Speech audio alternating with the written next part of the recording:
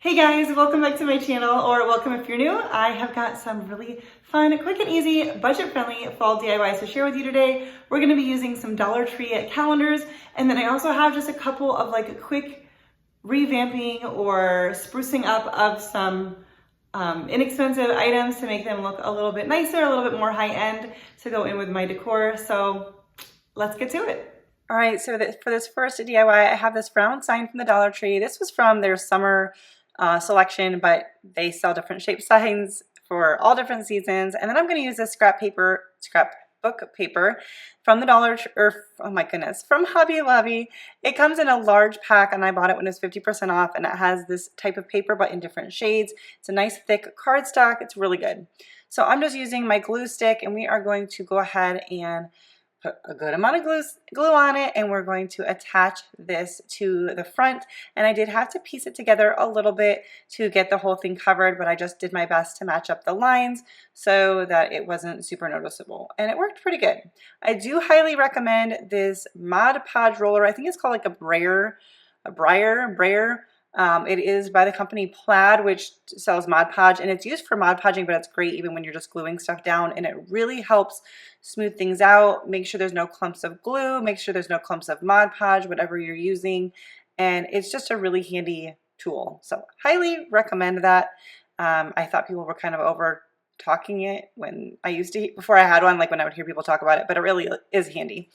And then I'm just going to flip this over, and I'm using my little cutting mat. It's a small one from the Dollar Tree, so I have to keep moving my sign, but and then a sharp blade, and we're just going to trim off the excess. This is a thicker paper. I don't think using sandpaper to clear off all the edges would work very well. And now I'm just pulling out this Dollar Tree calendar that I picked up this year, and I just went to this fall pumpkin, and I'm just going to cut out the pumpkin. We're just going to use that. We're not going to use the rest of it, and I just cut carefully around the stem, and it really wasn't too hard. I always get nervous cutting things out like this with detail, thinking I'm going to mess it up, but it's really not that bad. And then we're just going to glue that down as well. I am using this Gorilla glue stick that I have on hand, but a regular glue stick would be fine. And I'm going to just be very careful to smooth it out. Remember, the calendar pages are a little bit thinner, so just be careful with them. And actually, as I'm doing this top part here, I just totally ripped off the top of the stem, but that's okay. We're going to carefully glue it back on and match up the lines, and you won't even be able to tell. If you enjoy budget-friendly DIYs, please consider subscribing to my channel before you leave. I love sharing that kind of stuff with you, and I hope that you stick around. Now, I am going to use some sandpaper and just smooth out the edges just to clean up any extra pieces, and it did work. Sandpaper did work fine for that. I just didn't think that it would work for like removing the big chunks because this is a thicker paper. And then I'm just using a little pokey tool to put back the hole that was already in there that I'd covered up, and then I'm going to seal the top with some Mod Podge. Optional, but I most times do this on my projects just because I feel like it seals it better, or it just protects it better. And I'm going to take some jute twine, and I'm going to glue this around the edge. The edge of the sign was just not totally even, just like the way it came. Yes, Dollar Tree signs are usually not perfect, so I just thought this was a nice detail, and it kind of finished off the edges, and we're just going to hot glue that all the way around. Now we're going to add on just a little bit of embellishment. I have a leaf just pulled off from a pick that I had, and I'm going to hot glue that down along with this little raffia bow with a button center. I picked this up in a pack of them from Hobby Lobby, and their fall stuff. Got it on sale. Really cute, and I've been enjoying using them. And then I'm just attaching a little string through the hole and tying a knot. You could hang this up, or you could just lean it on a shelf, but I love how this came out. I'm going to probably use mine on a shelf just kind of as a background piece, but I love how this one turned out. I think I said that a couple times. Okay, moving on, we have another calendar DIY. We're going to use this sign, once again, from Dollar Tree, from their Shore Living line, I think, from the summer.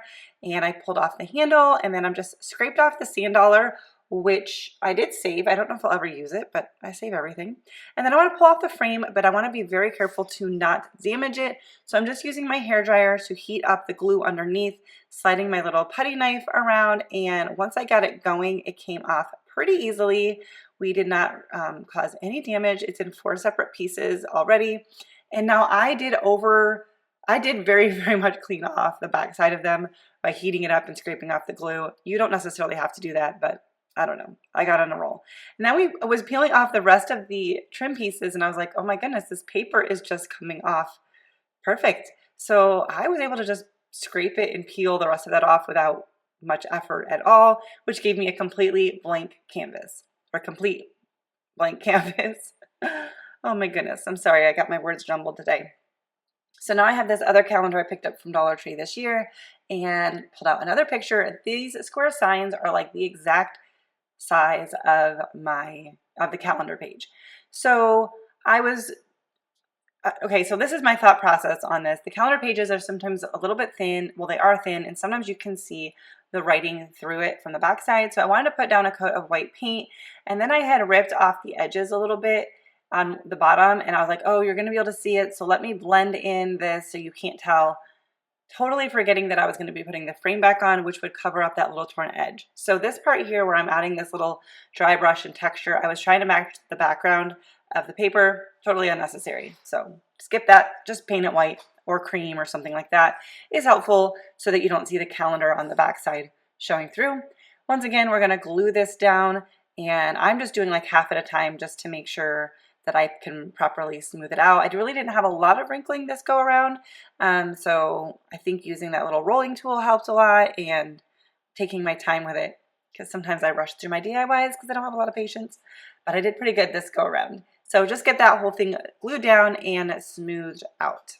Now, depending on the design or colors that you have, you may or may not want to paint your frame, but I'm going to, so I'm giving it a coat of the paint Burnt Umber, which is by Apple Barrel.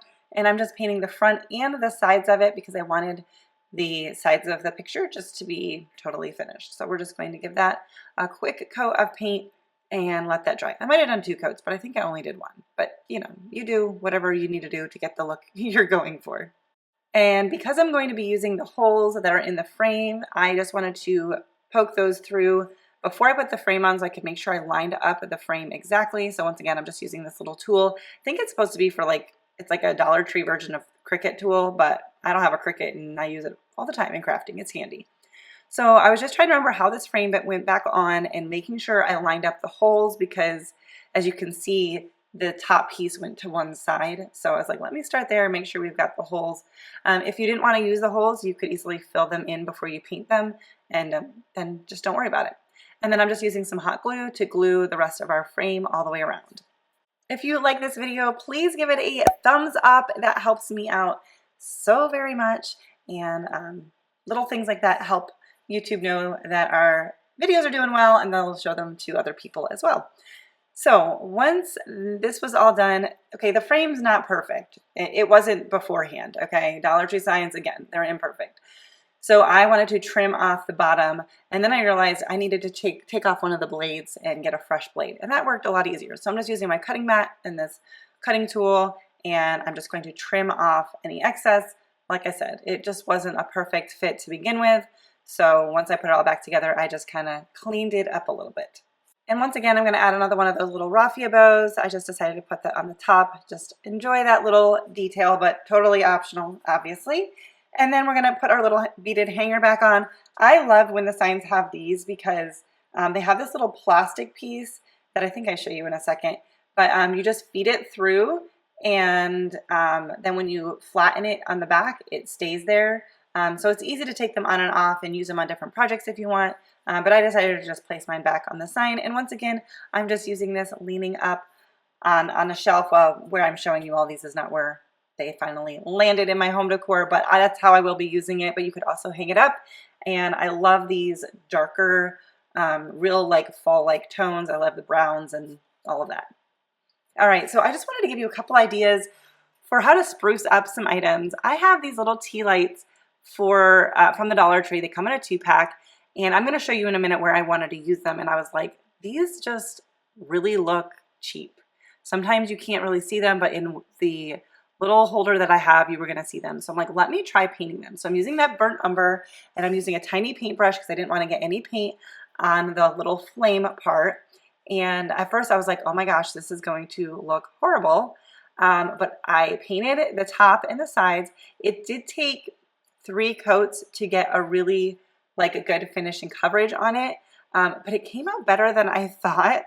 And so I just wanted to give you guys this idea. Don't be afraid to just paint stuff, to give it a try. And it really made things look, I don't know, a lot better.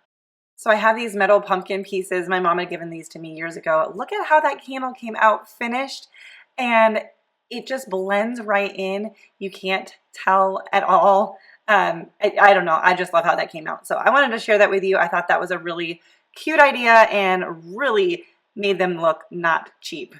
And so for this last little thing, I had this vase that I picked up at Hobby Lobby. Yeah, it has this chip here. This was on clearance for like $1, but it's huge. So I bought it anyway, and we're just going to take some of the nautical rope from Dollar Tree, which is like the thicker rope.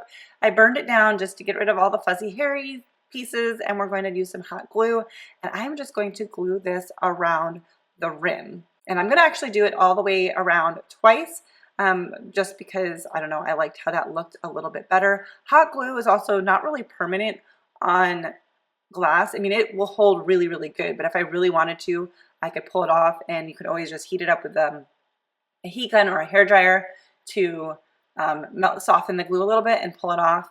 But I need to cover up with a chip anyway, but you could totally use just an old vase you might have laying around, or something you find at a thrift store, or if, like for me, this clearance find from Hobby Lobby, and you can take something like that and still use it and get a really good deal on it.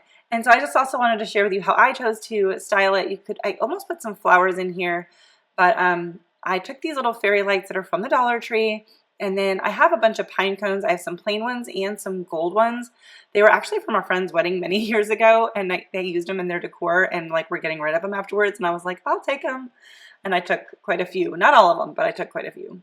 And then I also have these pumpkins and acorns. It's like a plastic vase filler or table scatter. My mom gave those to me many years ago, but I have seen some at the Dollar Tree or Hobby Lobby. And anyways, I just love this little autumn filled vase, and you can't really see the lights glowing as much because it was daylight when I filmed this, but I love this piece here.